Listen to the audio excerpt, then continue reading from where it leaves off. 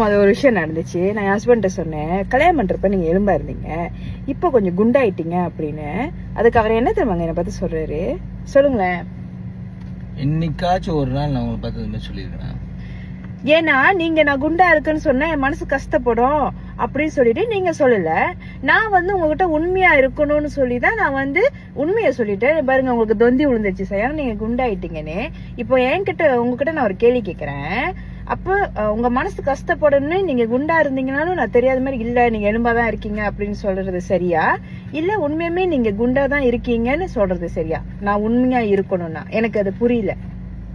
நான் உங்ககிட்ட கேட்டேன்னா ஓ, அப்ப சொல்லக்கூடாதுல? நான் கேட்டு நீங்க உண்மையா சொல்லலாம், நான் கேட்காட்டி நீங்க சொல்லவே தேவையில்லையே. இப்ப நீங்க என்கிட்ட கேட்க மாட்டீங்க. சரி, அப்ப நான் உங்ககிட்ட சொல்றேன். சம்டைம்ஸ் வந்து இன்னைக்கு நீங்க அழகா இருக்கீங்கன்னு சொல்றீங்க, நான் உங்ககிட்ட கேட்டேனா? சொல்லுங்க, ஏன் சொன்னீங்க? அதாவது நான் என்ன சொல்ல வரேன்னா, ஒண்ணுமே சொல்ல முடியாது. பொண்டாட்டிங்க கிட்ட நீங்க பேசி ஜெயிக்கவே முடியாது. அதை ட்ரை பண்ணவே பண்ணாதீங்க. இப்ப நீங்க குண்டா ஆயிட்டீங்க, கஷ்டமா இருக்கா?